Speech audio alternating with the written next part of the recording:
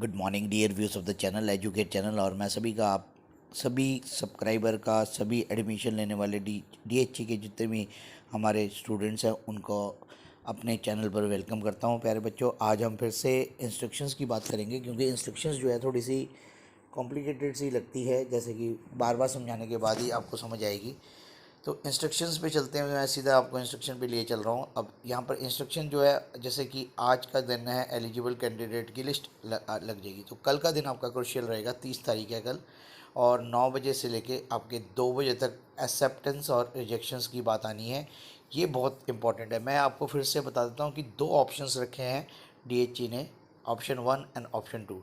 Option 1 क्या है? Applicant is interested in any one of the offered seat by the college and wishes to surrender seat in the previous admitted college। ये क्या है कि ये उन बच्चों के लिए है जिनको पिछले जो हमारी काउंसलिंग हुई थी उसमें कोई सीट अलॉट हुई है फर्स्ट या सेकंड काउंसलिंग के अंदर, और वो अब जो कॉलेज में सीट ऑफर हुई है उसको रखना चाहता है या नहीं रखना चाहता है, तो उसके लिए है ये ऑप्शन नंबर 1।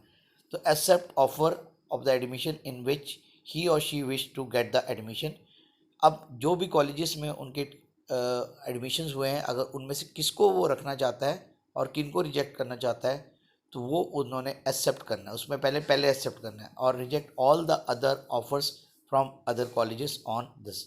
तो आप ये समझ गए होंगे। आप दोबारा बता देता हूँ। देखिए कि आपको सबसे पहले पता कैसे लगेगा कि हमारा एडमिशन हो गया। आप डीएचई के जो लॉगिन है उस पर लॉगिन करेंगे तो वहाँ पर आपके सारे कॉलेज डिस्प्ले हो जाएंगे।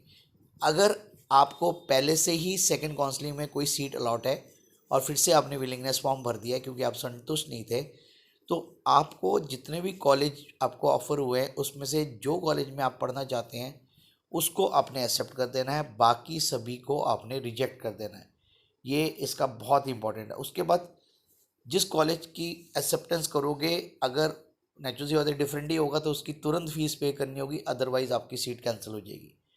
ऑप्शन 2 में कह रहा है applicant is not interested in taking admission in any of the offered seat by the college and wishes to retain the seat in the previous admitted college, isn't interested in taking admission in any college. Option 2 में कह रहा है कि आपको पिछले college में seat allot हुई है और अब जो भी सीटें अलॉट हुई है उनमें से किसी को भी आप रखना नहीं चाहते, तो आपने एक्शन करना है उसके अंदर, रिजेक्ट ऑल द ऑफर्स। सारी ऑफर्स को रिजेक्ट करना होगा, सभी ऑफर्स को रिजेक्ट करना होगा।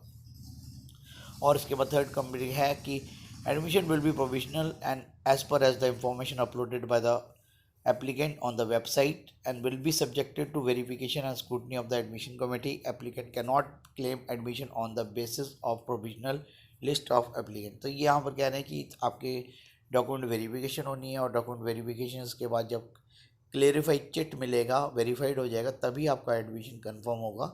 अदरवाइज आपके किसी भी स्टेज पर एडमिशन को कैंसिल करने की अथॉरिटी रखता है डीएचई।